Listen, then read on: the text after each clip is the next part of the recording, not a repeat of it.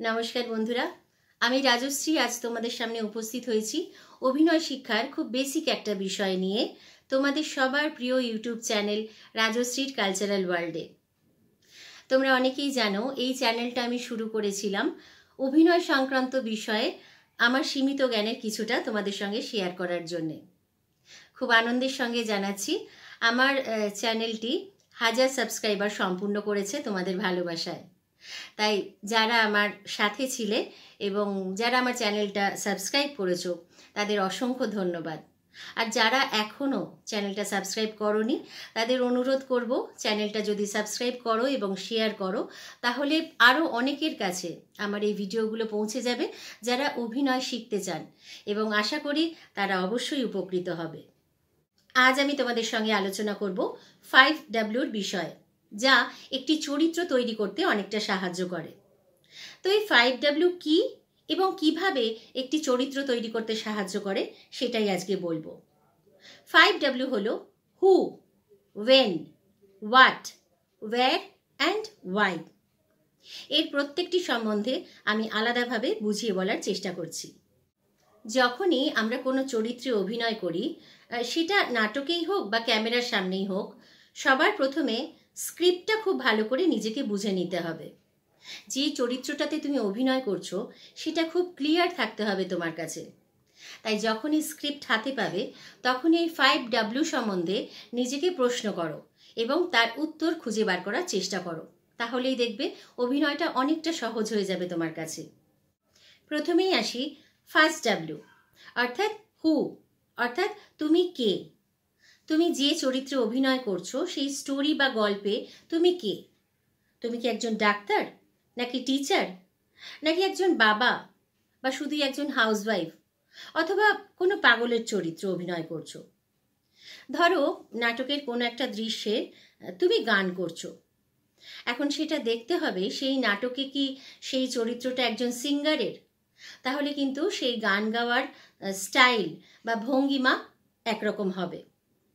নাকি শুধু একজন হাউসওয়াইফ যে কাজ করতে করতে নিজের মনে গান গাইছে, তাহলে গান গাওয়াটা খুব ক্যাজুয়াল হবে। অথবা সেই নাটকে তুমি একজন গানের টিচার, তাহলে তার গান গাওয়ার ভঙ্গিটাও কিন্তু একদম অভিনয়টা সম্পূর্ণ আলাদা হবে। তাহলে প্রথমেই দেখতে হবে তুমি কে, কোন চরিত্রে অভিনয় করছো। সেইটা দেখে বুঝে সেই চরিত্রের পার্সোনালিটি, বডি ল্যাঙ্গুয়েজ সবটা আলাদা হবে, সেই বুঝে অভিনয় করতে হবে। এরপর আসি পরবর্তী W, অর্থাৎ ওয়েন, অর্থাৎ কখন। নাটকে যে দৃশ্যে অভিনয় করছো তার সময়কাল কি, কোন সময়ের ঘটনা। সেটা কি বর্তমান সময়ের ঘটনা, নাকি 10 বছর আগের ঘটনা, 2010 সালের ঘটনা, নাকি 2035 সালের ঘটনা, নাকি বহু বছর আগের ঘটনা বা পরের ঘটনা, 50 বছর আগের বা 50 বছর পরের। সেই সময়কালটা বিবেচনা করতে হবে। সেই বুঝে সেই চরিত্রের পোশাক, চুলের স্টাইল, হাঁটা চলা, কথাবার্তা সবই কিন্তু পরিবর্তন হবে। ধরো তুমি কোনো ধর্মীয় বা ঐতিহাসিক নাটকে কোনো চরিত্রে অভিনয় করছো, তো সেই চরিত্রের পোশাক, কথাবার্তা, হাঁটা চলা, চুলের স্টাইল নিশ্চয়ই বর্তমান সময়ের মতো হবে না, তাই না? সেই জন্য সময়কাল জানাটা খুবই জরুরি। এই সময়কাল বুঝে অভিনয়টাও বদল করতে হবে। এছাড়া যে দৃশ্য অভিনয় করছো সেই দৃশ্যটা সকালের নাকি দুপুরের নাকি রাত্রিরের, সেটাও কিন্তু বিবেচনা করে অভিনয় করতে হবে। এরপর আসি পরবর্তী W, অর্থাৎ হোয়াট, অর্থাৎ কি করছে। নাটকে যে দৃশ্য অভিনয় করছো তোমার চরিত্রটা সেখানে কি করছে।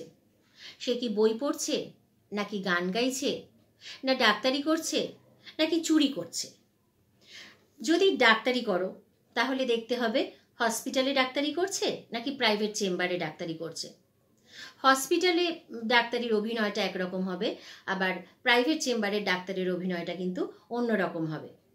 যদি বই পড়ো তাহলে দেখতে হবে বাড়িতে বই পড়ছে, ঘরে বসে বই পড়ছে, নাকি স্কুল কলেজে বই পড়ছে, নাকি কোনো টিচার পড়াচ্ছে সেইভাবে বই পড়ছে। প্রত্যেকটার অভিনয় কিন্তু আলাদা আলাদা হবে।